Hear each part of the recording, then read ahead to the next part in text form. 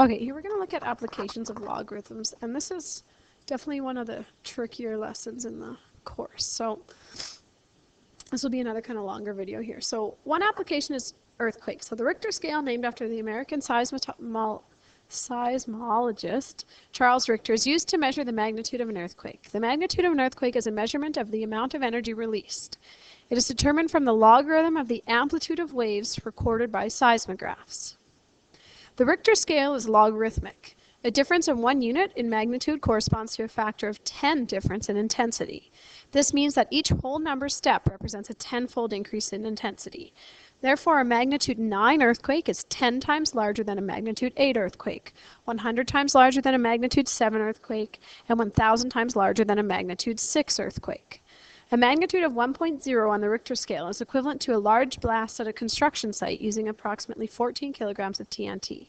It is 10 times as intense as the 0 reference point. An earthquake with magnitude 2.0 is 10 squared times as intense as the 0 reference point. Any earthquakes having magnitude in excess of 6.0 are considered dangerous. The largest yet recorded, the Chilean earthquake of 1960, registered 9.4 on the Richter scale. The most powerful recorded in North America, the Alaskan quake of 1964, reached 8.4 on the Richter scale.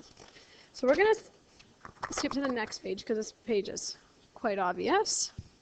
Comparing earthquake intensity. So there's always a question similar to this. It's usually earthquakes, sometimes it's sound level, which we'll do an example on in a minute, that is on your diploma exam. And they usually start by giving you some background here. So we have seen how to compare the intensity of earthquakes. To compare the intensities of magnitude M1 and M2, consider the following. The magnitude of an earthquake is given in the formula, whoops, I'm not on pen yet. It's given in the formula M equals log of I over I naught, where I is the earthquake intensity and I naught is a reference intensity. One of the very first things I think you should do whenever you're given an equation like this is write it in the other form. A lot of the times they give you one form when really you're going to have to use the other form. So this is in logarithmic form, so I'm going to change it to exponential form. So it becomes 10 to the m equals I over I naught. And we can get the intensity of each earthquake by itself by multiplying both sides by this reference intensity. Now, the reference intensity complicates things, but it almost always cancels out when we're comparing things, so you don't really need to worry about it. So we're going to move down to the question here. The workbook tells you how to do this, but we're just going to see if we can figure that out when doing a practice one. So how many times more intense was the 1960 earthquake in Chile with magnitude 9.5 than the 2005 earthquake in Chile, magnitude 7.8? So how many times more intense means we are dealing with this variable I. We want to know how many times more intense this Chilean one, so we're going to take the intensity of the Chilean one. Oh, they're both Chilean, so we're going to take of the 9.5 one and divide by the intensity of the 7.8 one. Well, if we look at the isolation of y up here, we know that it's I naught times 10 to the magnitude. So this is I naught times 10 to the magnitude of that one was 9.5. The magnitude of the second one was 7.8. You'll notice those cancel out, so we really don't care what that reference intensity was. Now we're dividing powers of the same base, so we can subtract them. This gives me 10 to the 1.7. And if we punch that in our calculator, it tells us this is about 50 times. So a magnitude of 9.5 is about 50 times more powerful, more intense than a magnitude 7.8. Example 3, a major earthquake of magnitude 7.5 is 375 times as intense as a minor earthquake. Find the magnitude to the nearest tenth of the minor earthquake. So pretty similar here. Tells us that now we've divided these two functions to get 375. So we're going to kind of model it after our solution here. Here we know that the 7.5, is what I had on top.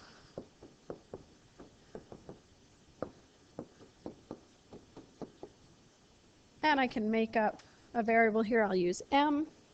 So we're trying to find the magnitude of the second one. Well, now I'm going to simplify in a similar way. The I naughts cancel out. Here I'm dividing powers with the same base, so I'm going to subtract the exponents. So I have this. So here you can choose to change to log form or take the log of both sides. I'm going to change to log form, so log base 10 of 375 equals 7.5 minus m.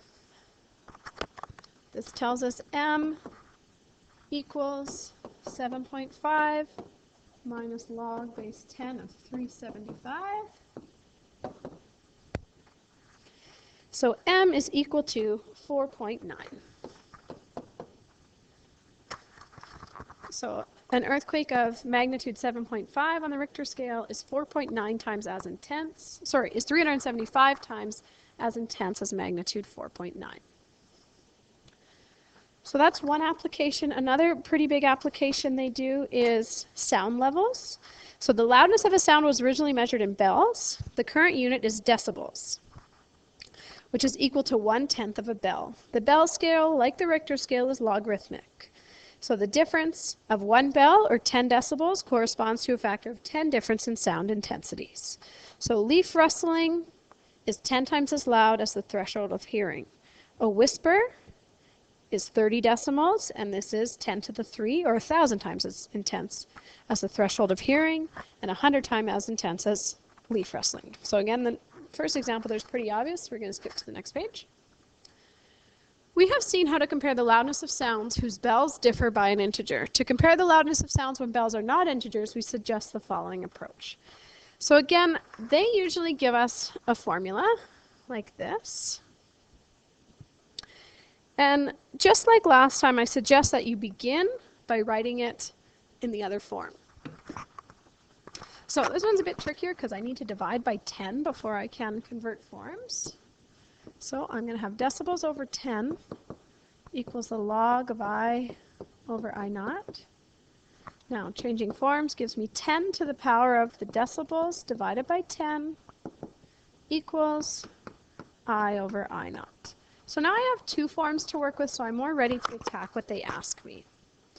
So let's go down and see what they want to know. So given that the decibel equals 10 times log of I over I naught, they will always provide these formulas, by the way, on your diploma exam. You don't need to know the formula for decibel level or logarithmic or earthquake. It'll be in the question. Show that the decimal level for the threshold of pain, 125 decibels, has a sound intensity of 10 to the power of 12.5 times the reference intensity. So now I'm looking for intensity. So I guess I didn't quite finish isolating I over here. If I isolate I have I naught times 10 to the power of decibel level over 10 equals I. Well, I can substitute into that. So I equals I naught times 10 to the decibel level, which was 125 over 10. Well, 125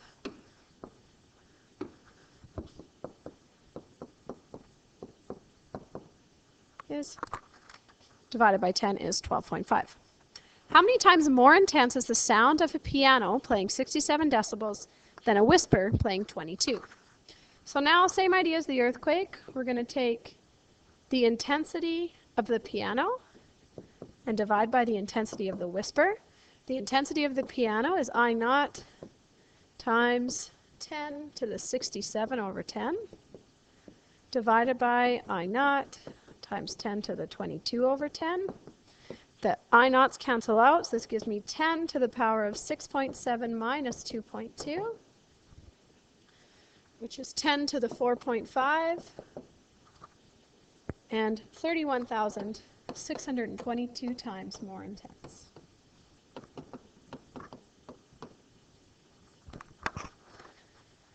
Question 7. Two telephones in a home ring at the same time with a loudness of 80 decibels each.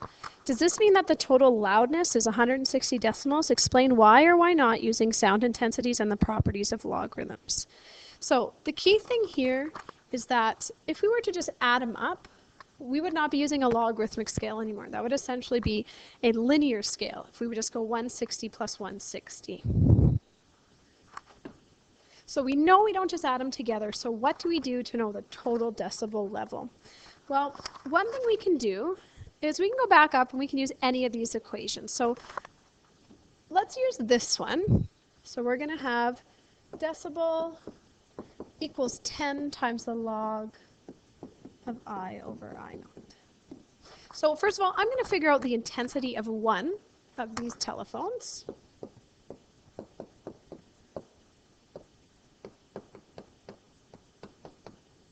So I'm going to divide both sides by 10. So this is where you could have started with a different form of the equation, but it doesn't really matter. And then I'm going to change form, and I get 10 to the 16 equals I over I naught. Now, I want to know the decibel level of two of these. Well, to find the decibel level, I go 10 times the log of. I know that my I over I naught is 10 to the 16 for each telephone, and I have two of these. So this is really why I left it in the form I over I naught, so that I knew that that's what I was going to have to input into my equation, so I left it like that. So now you can just solve for this, punch it into your calculator, and you will get the decibel level to be 83.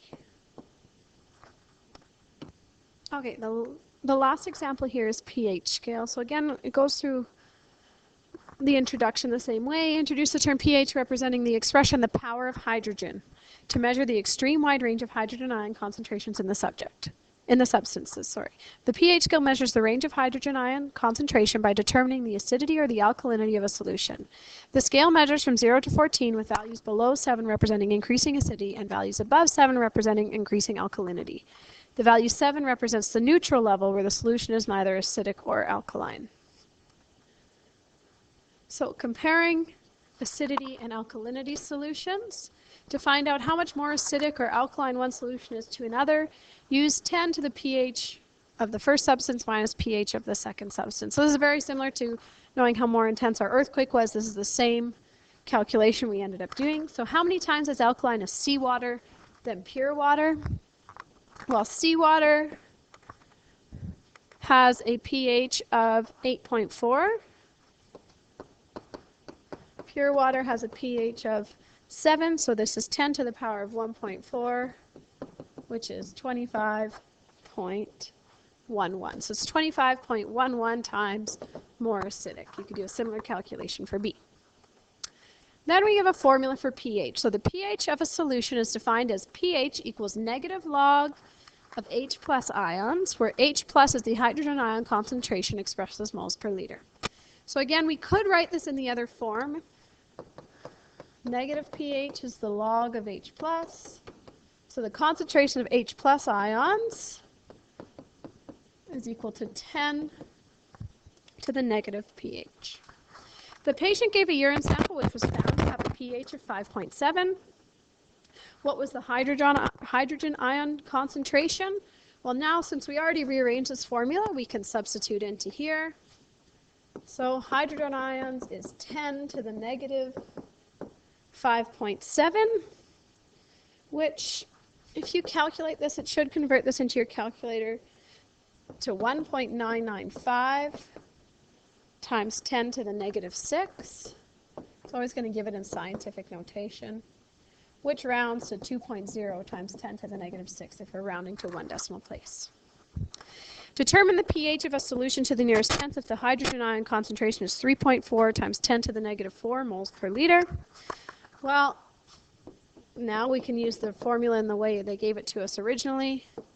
Negative log base 10 of 3.4 times 10 to the negative 4. Substitute that in, and you get a pH value of 3.5. Again, if you're using pH in a question on your diploma exam, they will always give you this relationship. It's not something you're expected to memorize.